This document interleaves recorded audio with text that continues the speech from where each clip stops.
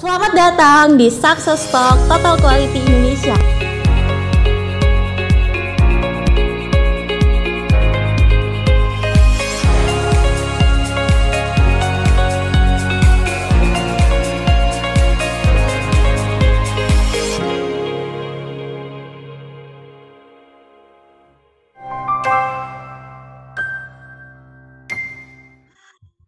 Oke, lanjut gini Pak. Ini kan tadi Pak Tigor bercerita bahwa bisnis ini warisan dari orang tua ya Pak ya. Berarti ada proses namanya regenerasi. Betul ya Pak Tigor ya? Betul. Ya, menurut Pak Tigor seberapa penting sih Pak regenerasi diperlukan di dalam suatu perusahaan? Saya rasa sangat penting sekali ya, dan secara kebetulan karena orang tua saya berkecimpung di akupunkturis, mereka juga bukan pebisnis. Jadi pada saat saya mengelola Enak Eco ini awalnya, itu banyak support yang diberikan oleh orang tua, banyak kepercayaan yang saya dapat dari orang tua untuk mengembangkan. Jadi mereka betul-betul mendukung apa yang saya lakukan, baik pembenahan kualitas, rasa, cara pemasaran, bahkan untuk beberapa distributor yang tidak mau ikut regenerasi, dalam arti kata tidak menerima saya juga sepengizin orang tua, bukan langsung cross-cut, tapi tetap mengajak mereka untuk ayolah berinovasi. Contoh, suatu wilayah Surabaya, waktu itu ada seorang yang sudah bertahun-tahun menjalankan produk kita di Surabaya, dan pada saat saya mau mengembangkan di Surabaya, kebetulan Surabaya itu dia hanya konsentrasi di pasar Pabean. Jadi itu pasar yang pasar Pabean, pasar Genteng. Pasar itu Genteng. Ya, itu merupakan pangsa pasar yang paling empuk sampai sekarang. Iya, oke. Nah, mereka tidak mau mengembangkan sampai ke supermarket, ke sini gitu. Terus saya ajak mereka untuk berkembang. Nah, ayo Pak, kita kembangkan untuk di Surabaya. Tolong saya diberi daftar nama-nama toko yang Bapak sudah masuk, sehingga sales saya bisa membantu untuk mengembangkan. Setelah berkembang, maksud saya akan saya serahkan kembali ke Bapak itu untuk diteruskan. Tapi mungkin karena karakteristik daripada seorang yang bukan open-minded, bukan positive mind, menganggapnya dengan penyerahan nama ini merupakan surrender gitu. Jadi saya berkali-kali minta daftar itu sampai, kalau nggak salah saya beri waktu kurang lebih setahun.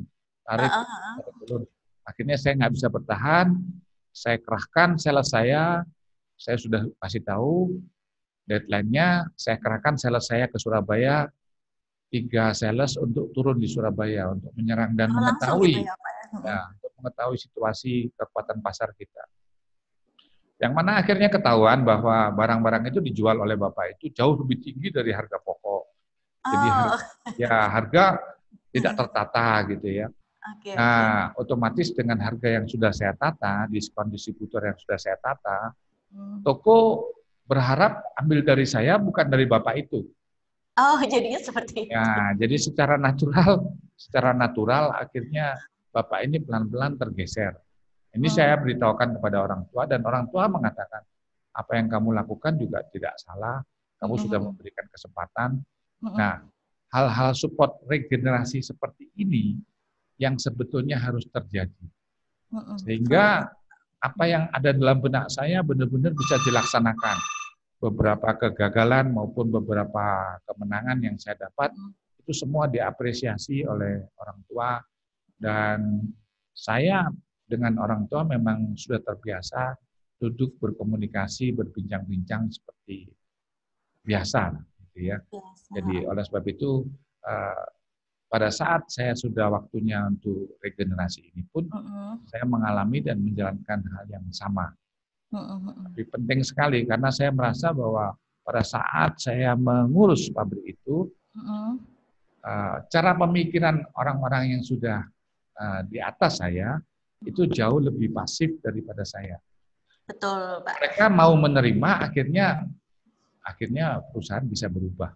Bisa berkembang tentunya ya, Pak ya, dengan open mind seperti itu gitu ya, Pak ya.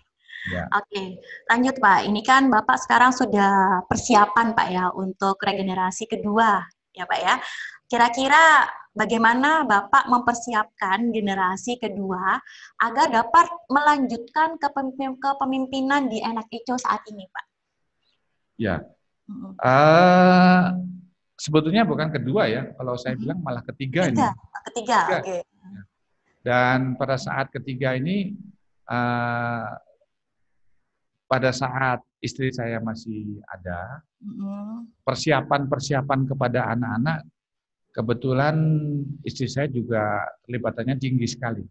Jadi menimbulkan kesadaran bahwa entah pada saat itu ya, pemikiran istri saya, anak-anak besok mau bekerja apapun terserah, tapi dia harus mengenal apa yang kita kerjakan. Oke. Ya, pada saat usia di SMP akhir dan SMA, Ibu memang memaksakan, hampir mewajibkan mereka untuk datang ke pabrik entah 2 hari sekali, cuma 1 jam 2 jam, dan beberapa tugas-tugas pengecekan nota yang simpel-simpel ya. Terus pengecekan kas kecil itu diberikan sama Ibu dan dibina mereka. Bukan jadi istilahnya seperti dididik sebagai office boy lah ya. Yang penting mereka ada hadir di sini. Awal gitu ya, Pak. Nah, bahkan pada saat Pak Aldo udah kuliah di Jakarta, itu wajib tiap minggu Pak Aldo harus hadir di kantor Jakarta, mendengarkan sales untuk rapat. Dan memang tidak berbuat apa-apa, tapi diwajibkan sama Ibu untuk ikut terlibat. Nah, itu yang sudah dilakukan dengan pertimbangan bahwa saya pun meneruskan ini karena saya mengenal keterlibatan pekerjaan orang tua. Ya. Dan istri saya juga dari keluarga usaha jamu, jadi istri saya pun mengalami hal yang sama. Pada saat kecil sering diajak ke pabrik oleh orang tuanya, oleh mertua saya ya. Belajar bagaimana mendidik karyawan, bagaimana untuk berbicara dengan karyawan. Jadi kehidupan itu sudah dikenalkan sejak kecil. Oke. Itu kurang lebih persiapan yang sudah dilakukan sebelum pendelegasian regenerasi. Oke, berarti sudah benar-benar dipersiapkan dari awal Pak ya. Bahkan dari kecil Pak ya sudah diajak terjun ke produksi maupun ke keuangan dan lain-lain gitu ya Pak ya. Betul. Jadinya menjadi lebih siap Pak ya saat sudah nanti dapat kesempatan untuk memimpin seperti itu. Terakhir Pak ya, seorang leader pastinya harus memiliki jiwa leadership ya Pak ya. Bagaimana Pak Tigor bisa menumbuhkan jiwa seorang leader di dalam generasi Bapak selanjutnya saat ini? Seperti itu. Ini menarik sekali ya. Jadi pertama istri saya, kita itu dalam keluarga sering bincang-bincang keluarga, dan pada saat kita santai, holiday, itu pasti ada kesempatan untuk ya ngobrol aja, nggak formal ya, ngobrol-ngobrol. Terus saya kadang-kadang cerita tentang pengalaman hidup saya yang saya sudah lakukan di Australia dan juga dalam hidup saya masa kecil. Istri saya pun juga menceritakan kehidupan beliau dalam keluarga yang juga pengusaha jamu. Sebetulnya dunia bisnis istri saya lebih mengetahui daripada saya karena saya orang tua di bidang pengobatan. Nah, bincang-bincang ini sering kita lakukan, termasuk saya kebetulan aktif juga di beberapa organisasi sosial. Istri saya juga mendukung sekali gitu, dalam arti kata untuk sosial harus bagaimana, kalau jadi gitu ya, Pak, betul ya, untuk jadi pemimpin dalam satu organisasi harus bagaimana. Nah, keaktifan saya ini juga di-sharingkan kepada anak-anak. Jadi anak-anak sudah tahu sejak mereka kecil bahwa saya dan istri saya memang aktif dan bagaimana kita memimpin dalam satu grup kecil, bagaimana kita harus berbuat dalam sosial. Nah, ini ditanamkan selalu. Pada saat itu memang kita tidak pernah memikirkan, oh ini saya bentuk untuk nantinya memimpin perusahaan. Itu tidak ada bayangan seperti itu. Yang penting bagaimana kita membuat anak-anak kita menjadi seorang anak yang bisa bermanfaat. yang mana akhirnya slogan itu saya temukan dalam satu kalimat bahasa Jawa, urip iku urup, yang mana sekarang slogan itu telah dipakai untuk AOC di sini. AOC, oke. Berarti dari pengalaman orang tua ya Pak ya, juga anak-anak mendengarkan, meniru, mungkin seperti itu ya Pak ya? Ya. Ya. Oke, kalau gitu. Oke, terima kasih Pak Tigor ya telah sharing dari bagaimana awal perjalanan Enak Eco ya, dari warisan orang tua sampai persiapan Pak Tigor untuk regenerasi selanjutnya ya Pak ya.